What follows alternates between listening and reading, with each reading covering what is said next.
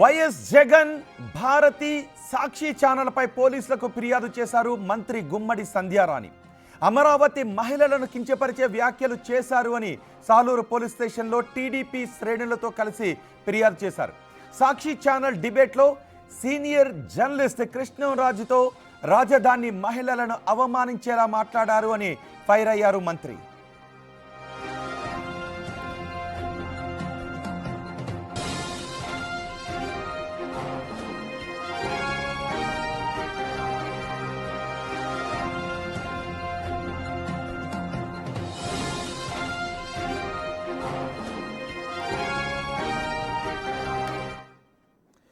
మరింత సమాచారం మా ప్రతినిధి శివశంకర్ అందిస్తారు. శివశంకర్, రాజధాని ప్రాంత మహిళలను అవమానించేలా మాట్లాడిన కృష్ణరాజు ఉదంతంపై ఇప్పుడు ఆంధ్రప్రదేశ్లో పెద్ద ఎత్తున మహిళా సంఘాలు భగ్గుమంటూ ఉన్నాయి, కేసులు కూడా నమోదవుతున్నాయి. సో ఇప్పుడు ఏం జరిగే అవకాశం ఉంది? ఇప్పటివరకు ఎఫ్ఐఆర్లు ఏమైనా నమోదయ్యాయా?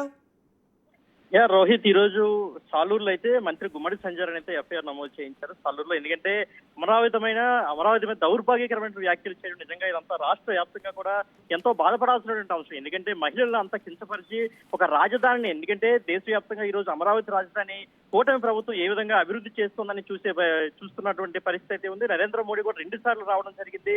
అయితే అటువంటి అమరావతి మీద ఇటువంటి వ్యాఖ్యలు చేయడం నిజంగా దురదృష్టకరంగానే భావించాలి. ఈ రోజు అటు మహిళా సంఘాలే కాదు, మొత్తం అన్ని వర్గాల నుంచి కూడా వ్యతిరేకత వ్యక్తమవుతున్న పరిస్థితి, సాధారణ ప్రజల నుంచి కూడా ఎంతో వ్యతిరేకత వ్యక్తమవుతుంది. ఎందుకంటే ఒక రాష్ట్రానికి తల్లి లాంటి రాజధాని మీద ఇటువంటి వ్యాఖ్యలు నిజంగా చాలా దౌర్భాగ్యకరం అని చెప్పి సామాన్య ప్రజలు కూడా దీనిపై విస్మయం వ్యక్తం చేస్తున్నటువంటి పరిస్థితి. నిజంగా అటువంటి వ్యాఖ్యలు ప్రత్యక్ష ప్రసారంలో చేయడం, దాన్ని మళ్ళీ ఒక ఛానల్ దాన్ని కంటిన్యూ చేయడం, వారిని సమర్థించడం నిజంగా అంతా కూడా మనం దురదృష్టకరంగా భావించాలి. అటు యావత్ ప్రజానికి కూడా చాలా వ్యతిరేకిస్తున్నటువంటి అంశంగా దీన్ని చూడాలి రోహిత్.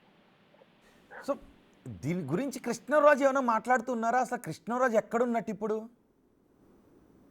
అయితే మనం ఆయన అజ్ఞాతంలో ఉన్నారని అనుకోవచ్చు. ఎందుకంటే దీనిపై విమర్శలు వ్యతిరేకత వ్యక్తమైన తర్వాత ఆయన ఎక్కడ కూడా కనిపించిన పరిస్థితి. సాక్షి ఛానల్ కూడా ఆ వ్యక్తి గురించి ఇంతవరకు కూడా ఎక్కడ కూడా, అంటే ఆయన ఇటువంటి వ్యాఖ్యలు చేసిన తర్వాత అమరావతిని ఒక వేశ్యల రాజధాని అన్న తర్వాత తిరిగి ఆయన గురించి సాక్షి ఛానల్ కూడా ప్రస్తావించారు. ఎందుకంటే తీవ్రమైన వ్యతిరేకత వ్యక్తమైన నేపథ్యం వాళ్ళు కూడా కొంత జాగ్రత్త పడినట్లుగా మనకు తెలుస్తోంది. కృష్ణరాజు ఇంతవరకు ఎక్కడ కనిపించిన పరిస్థితి. వైసీపీ వాళ్ళు కూడా దీనిపై ఎక్కడ కూడా కౌంటర్ ఇవ్వని పరిస్థితి, వాళ్ళు కూడా ఎక్కడ ఖండించకపోవడం నిజంగా దురదృష్టకరం. ఎందుకంటే ఎంతో మంది స్పోక్స్ పర్సన్ వివిధ అంశాల మీద ఎప్పటికప్పుడు స్పందిస్తూ ఉంటారో మనం చూస్తున్నాం.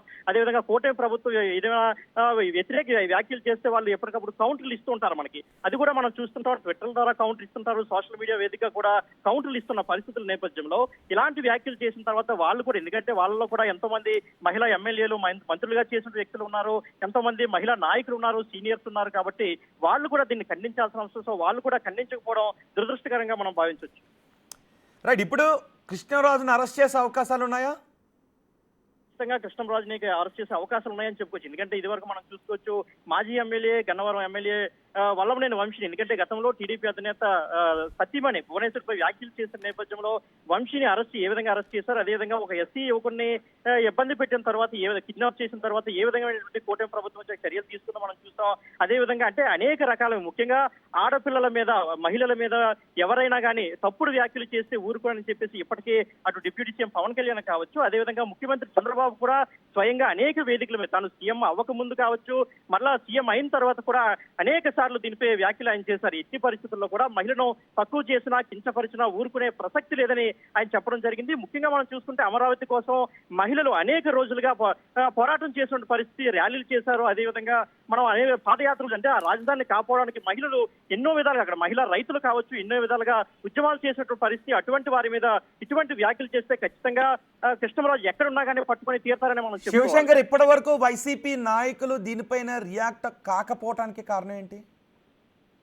అంటే దీనిలో మనం అనేక కోణాలు మనం చూసుకోవచ్చు. ఎందుకంటే కృష్ణరాజు అనే వ్యక్తి ఇంతవరకు కూడా మనకి తెలిసినటువంటి వరకు కూడా చూసుకున్నట్లయితే ఎక్కడ కూడా ఆయన బయటికి పెద్దగా వచ్చిన దాఖలేదు. కేవలం టీవీ ఛానల్లో మనకి ఎక్కువగా కనిపించడం, టీవీ ఛానల్లోనే మాట్లాడడం వ్యక్తికి సంబంధించి. కాబట్టి ఈయన మా పార్టీకి సంబంధం లేదా అనే కోణంలో వైసీపీ వాళ్ళు ఉన్నట్లుగా మనం భావించవచ్చు. ఎందుకంటే ప్రత్యేకమైన పదవులు ఏమి ఆయన చేయలేనట్లుగా మనకి తెలుస్తా ఉంది. కాబట్టి ఈయన మాకు సంబంధం లేదు, ఆయన వ్యక్తిగత వ్యాఖ్యలుగానే చూస్తున్నాం అనే కోణంలో వైసీపీ వాళ్ళు చూస్తున్నట్లుగా మనకు తెలుస్తా ఉంది. రైట్ శివశంకర్, ఏది ఏమైనా కృష్ణరాజు మాట్లాడిన మాటలు మాత్రం అత్యంత జుగుప్సాకరమైనటువంటి మాటలు.